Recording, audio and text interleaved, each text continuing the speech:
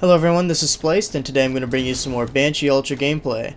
So, this was a 57 kill streak I managed to get on Escape from Ark, so this was my first unfreaking believable I got on this map, and what also makes it special is it was also a perfection game, so I went 57-0, and I'm going to do a little something different today. I'm going to do full commentary as this game progresses. While I watch it, I'm going to explain to you what I'm doing, why I'm doing it, so you guys will get a little bit more insight on how I get these games all the time.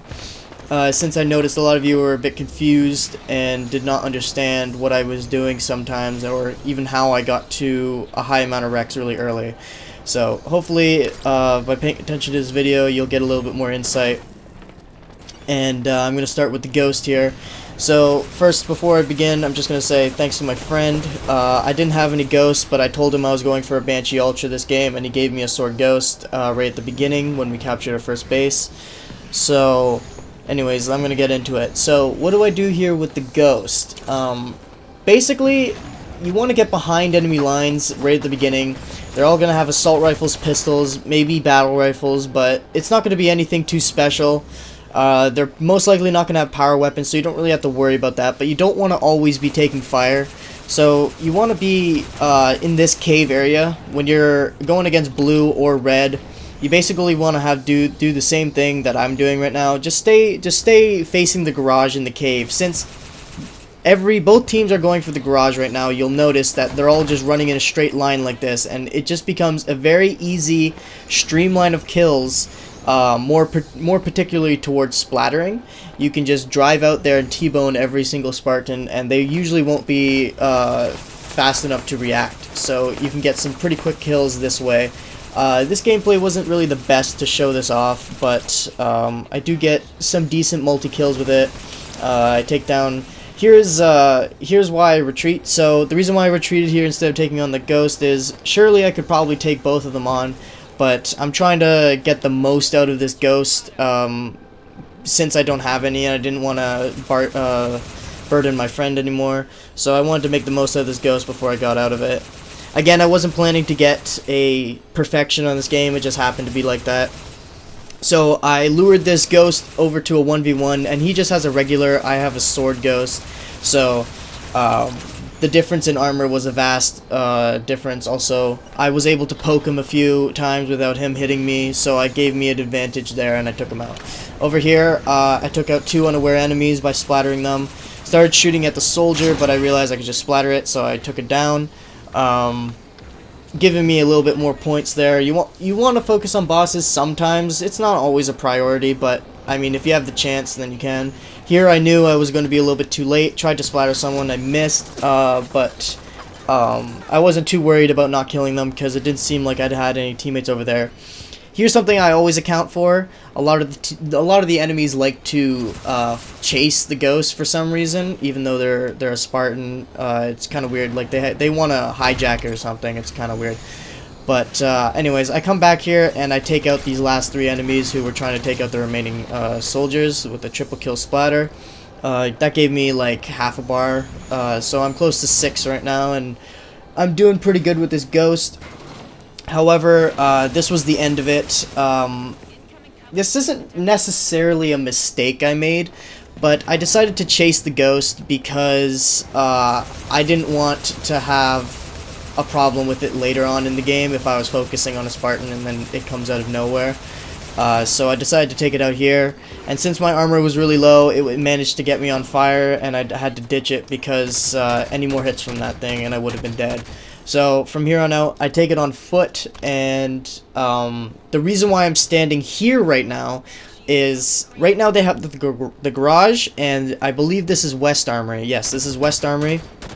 So not a lot of enemies are going to spawn here, but the ones that do will usually not be aware of someone like me standing like right behind the base to get kills.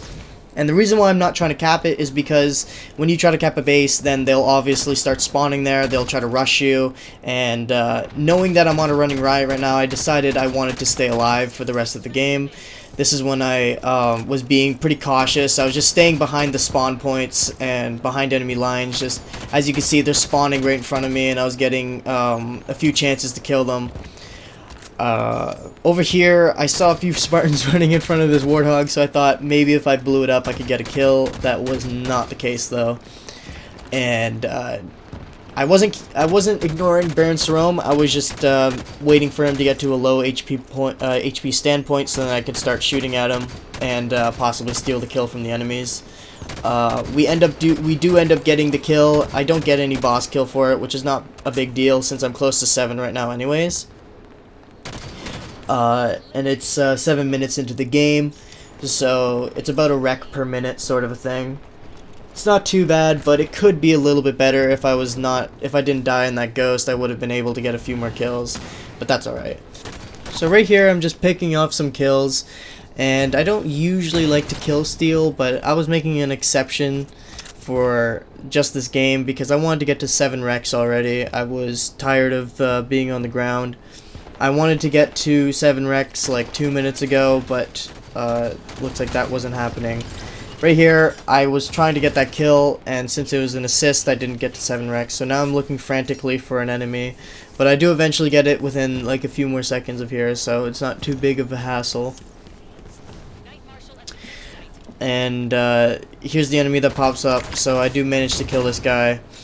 I wasn't using my ally as a shield, but I did lose my shield, so I was being careful, and my teammate ran in there, and I came in after I got the kill. So now I have 7 wrecks, and it is time to go into the Banshee. Right now, I believe I'm at a 21 kill streak. Could be wrong.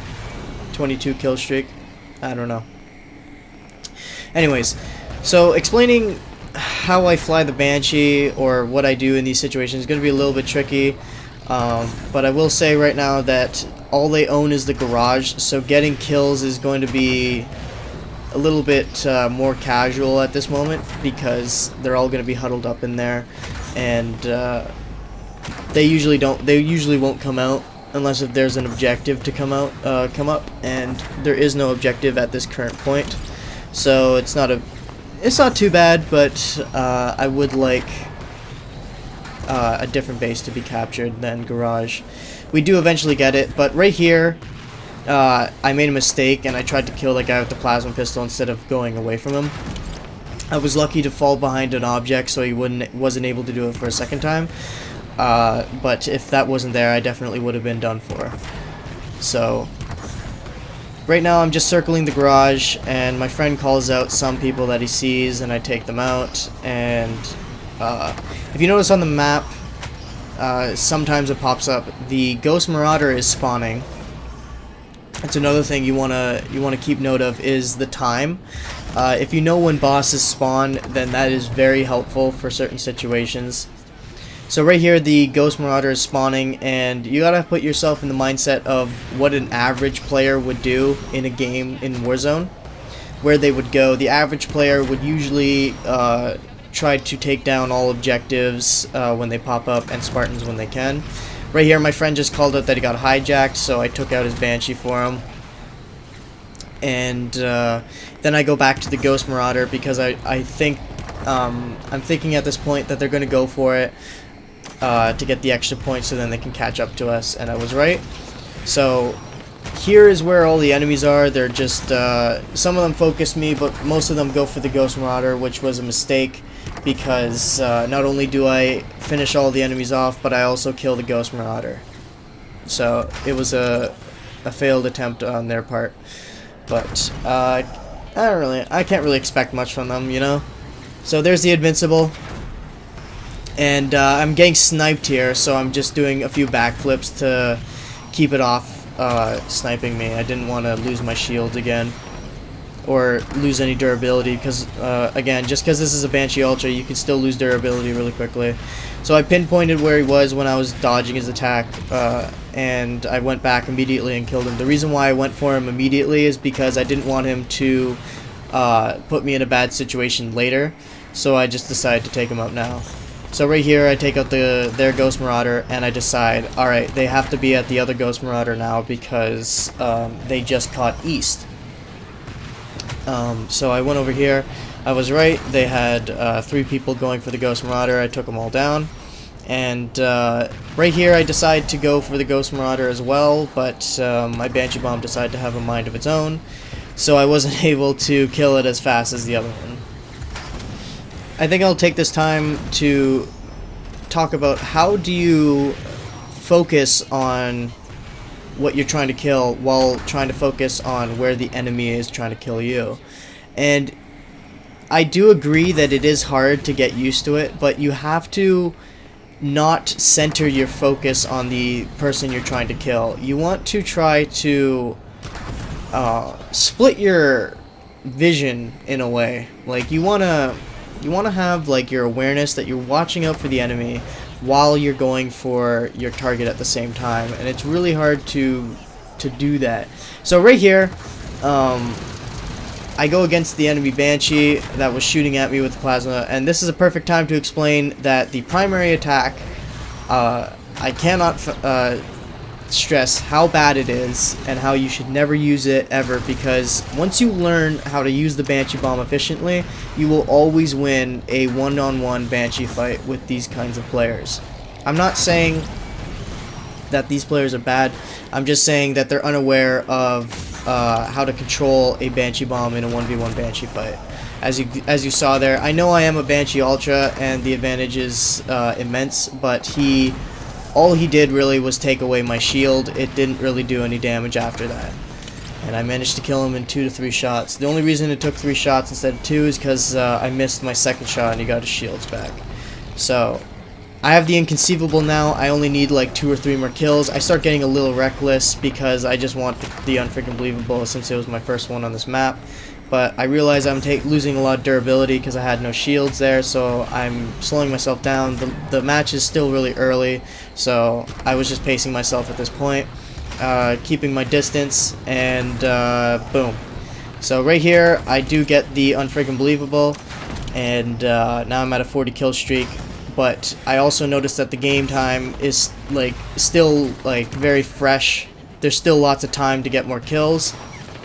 And since they're pushed into their core, I don't have to worry about them coming from behind or spawning at different locations. They're all at one area, so I could focusing my attention on the core is not really too hard, since they're all going to spawn there. So right now I'm just circling between both entrances and just taking out all the enemies. Right now this is considered casual playing right now. I'm not really trying to get multi-kills or worry about anything that's going to shoot me, because I realize that they don't really have any power weapons to kill me at this point. But you always want to be aware. You never want to let your guard down against your enemy. You never know when they'll pull out a railgun, Spartan laser, or even a vehicle against you. Anything can happen, and just because you're dominating the enemy team doesn't mean that they can't make a comeback. So right here, I saw the tank coming out, but I was already attacking 2 enemies. I noticed their shields were gone, and I had a perfect attempt to kill both of them. I wasn't too worried about the Scorpion hitting me. Right there, I took out the gunner because it's a pain in the ass, and it's very obnoxious. That's just my personal preference, though. I don't like the gunner whatsoever. But I'm not too worried about the Scorpion because as long as you stay on top of it or out of its line of sight, then it won't be able to kill you. Right here, I made a very reckless move. I tried to go for a potential multi-kill, and I ended up almost getting myself killed by that Wraith. And right here, I started paying the price. My durability was going down really crazy. They were firing lots of loadout weapons and rockets at me. I could have died easily there, but I was pretty lucky to dodge some of the attacks. So right here, since my shields are back up, I dodged that railgun attack, and I go for the Scorpion because I know that now it's in the open and I can just stay on top of it. As you saw right there, as long as you're on top of it, you can just keep dive bombing it. It'll never have a chance to hit you, and that's what gives the advantage of the Banshee over the Scorpion. However, in any other situation, the Scorpion does have the advantage, and you gotta watch your back. So the game's almost done, and I and I start getting really reckless here, and I start trying to get as many kills as possible. I'm not caring about my armor or durability at all whatsoever, but thankfully the game ends and I didn't even catch on fire with my Banshee. So I hope you guys did enjoy this sort of commentary. I might do it in the future. Thanks for watching. Hope you did enjoy this gameplay, and I will see you later.